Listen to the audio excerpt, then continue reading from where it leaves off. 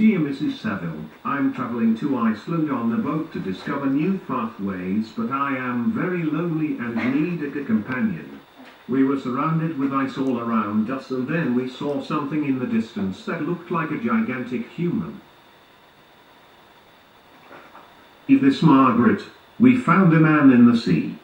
He was nearly frozen and in wretched condition, so we got him onto our boat. We asked him why he was out here, and he said, "I'm seeking the one who fled from me." The stranger has recovered from his illness and has become the friend in which I seeked. Although he seems frightened by my thirst for knowledge, I would sacrifice everything for the acquirement of knowledge. Do you share my madness? Hear me, let me reveal my tale. I am by birth a Genovese and my family is well distinguished. I was my parents' only child for several years and they were very loving towards me. One day my mom found a peasant and his wife looking after a young girl that wasn't their own. They adopted her from them. Her name was Elizabeth and we were destined to be married. I've always been curious about the laws of nature and the mysteries of the natural world. Elizabeth caught the scarlet fever and unfortunately my mother died caring for her. Upon her death, I departed for the University of Ingolstadt. Professor Waldman advised me to learn more about natural philosophy, and I became fascinated by the structure of the human frame and the causes of life. I soon discovered how to bestow animation upon lifeless matter. After about 2 years of collecting body parts and making the structure just right, I was finally ready to create life. As I sparked being into this lifeless thing, I admired his beauty. But then it came to life and I felt nothing but fear and ran away from the creature. My childhood friend Henry Clerval came to visit me and helped me recover from my horrible sickness I came down with after creating the monster by spending time in nature. I received a letter from my father that told me my youngest brother William was murdered and my adopted sister Justine is the main suspect. I journeyed back to Geneva. I soon suspected it was the creature who killed William and not Justine, but I didn't say anything and Justine was executed for his death.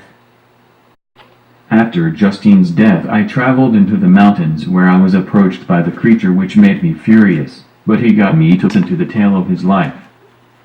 Everyone is frightened by me. No one accepts me. After wandering around for a long time, I eventually found shelter in a hovel where I watched an old man and 2 younger people go about their lives in a small cottage. I found out they were poor, so I helped them with some things. The boy whose name I found out is Felix had a woman show up named Safi who he seemed to really like, and he taught her English, which is how I learned as well. The old man's name is Mr. DeLacy and he is blind, so I thought I could have a chance with him. I didn't. He was terrified of me just like everybody else is. The family fled their home and I burned down their cottage. I found some letters you wrote and learned how much you despise me. I was so hurt I traveled to your hometown and came across a young boy who claimed to be related to you and I killed him, freeing some pretty girl who could never love me. You must create a female companion for me. If you do, then I promise you that we will go far away and you will never see us again. I decided to make another monster, but that meant that I couldn't marry Elizabeth until I finished. I decided to go on a journey with Henry before I began. Henry and I split up in Scotland, and I began to create the female. While I was working, I began to think about how if I made another creature they could create a race of devils, so I destroyed my progress. I saw the creature staring furiously at me through the window. I'll see you on your wedding night. I collect the remains of my second creature and head into the ocean to get rid of them. I fell asleep and the wind carries me far into the ocean. I drift into a shore near a town and I am greeted by people accusing me of a murder that took place near here last night. They took me to a man named Mr. Kerwin who showed me the body and I saw that it was Henry. I knew the creature did it and I became very ill for a couple months. My father came to visit me and once I was found innocent we went back to Geneva together. On our journey home we stop in Paris to rest and I receive a letter from Elizabeth saying, "Victor, do you love another? Don't marry me if you feel that it is something you are being forced to do." When I arrive home we begin to prepare for our wedding.